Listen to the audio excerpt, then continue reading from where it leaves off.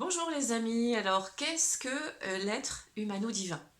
Qu'est-ce que ces deux mots, si on prend humain et divin, vous inspirent? Je vous donne une petite piste, celle de la définition que j'ai pu en retenir dans ce cheminement de vie et bien sûr toujours et encore psychologie des profondeurs et retournement intérieur qui est quelque chose vers lequel nous sommes amenés pour bien le comprendre. Donc aujourd'hui, l'être humano-divin, c'est ce que nous vivons dans notre société, c'est ce qui est en train de se passer dans la trame de fond, la sortie de l'ère du poisson vers l'ère du Verseau. Nous sommes en train d'accoucher de nous-mêmes, c'est-à-dire que l'humanité spirituelle commence à voir le jour, et que cet être humano-divin que nous sommes, eh bien, il a un rôle à jouer. Nous avons un rôle clé à jouer. Donc, comprendre que l'humain que nous sommes vit dans la 3D, sur la Terre, dans son incarnation terrestre, et donc dans le monde où le démon, si on lit le mot à l'envers, de Satan, et l'être divin, lui, a toute sa partie divine en 5D qui, lui, en fait, va être dans le monde plutôt Christ divin, bien sûr, qui va lui permettre, en fait, de vivre sa partie plus quantique. Le mot quantique vous parle peut-être aussi. L'être humain est dans le physique, pendant que le divin est dans le quantique.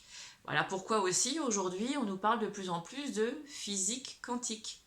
La physique quantique relie l'humain au divin, physique, quantique, terre, ciel. D'accord? Donc, nous sommes dans cette polarité humano-divine, c'est-à-dire les pieds sur terre, la tête en l'air, humain, les pieds sur terre, divin, la tête en l'air. Et comment nous allons réussir à équilibrer cet humano-divin dans sa connaissance et le laisser prendre sa place pour en accoucher? Ça va être dans le cœur. Ça va être au travers de notre cœur, au travers de notre âme.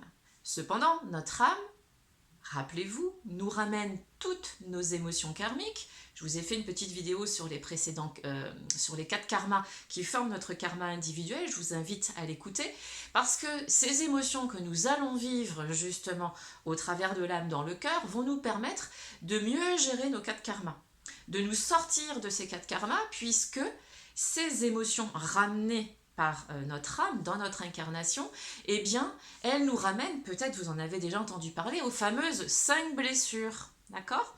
Les 5 blessures que sont le rejet, la trahison, l'injustice, je vais regarder ma feuille, je ne me rappelle plus, l'humiliation et la trahison.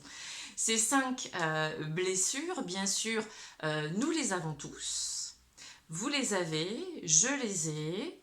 Et c'est pas parce que je vous parle aujourd'hui et que je vous initie justement à votre conscience immuable que je ne les vis plus. Bien au contraire, plus nous rentrons dans la conscience immuable, puis plus nous allons dans la profondeur, psychologie des profondeurs, retournement intérieur, et ce retournement intérieur, eh bien, nous montre qu'il y a toujours ce que j'appelle la petite poussière sous le meuble qui est là et qui a besoin d'être nettoyée. Nous sommes en cheminement permanent, évolutif, tout le temps, vers cette conscience immuable. Ces 5 blessures, nous les avons tous. Simplement, elles vont être différentes selon notre famille d'âme. Il existe plus d'une douzaine, 12, 13 ou 14 familles d'âmes, et ces familles d'âmes ont toutes un rôle à jouer dans l'incarnation terrestre. Voilà pourquoi aussi nous sommes tous différents dans notre élévation spirituelle. Parce que, ici, l'âme qui a choisi de ramener ses émotions, et qui pour moi est un outil, ce n'est pas une fin en soi à l'âme.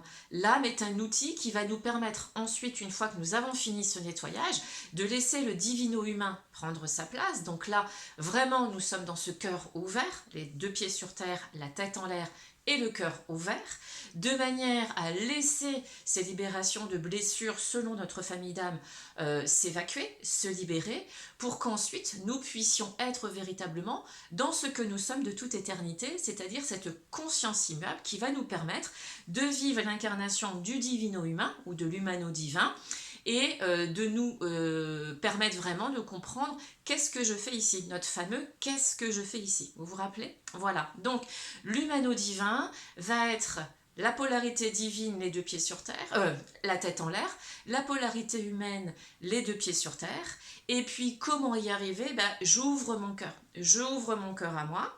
D'abord, en moi, je comprends, je vois un petit peu toutes ces émotions que nous avons tous à gérer dans notre âme, ce que nous sommes dans notre famille d'âme, et puis surtout, je comprends un petit peu mieux ce que veut dire, ce que on entend souvent par rapport au Christ, nous portons tous notre croix. Notre croix, si on prend dans la symbolique, la croix, donc c'est la reliance du terre-ciel par l'ouverture de notre cœur.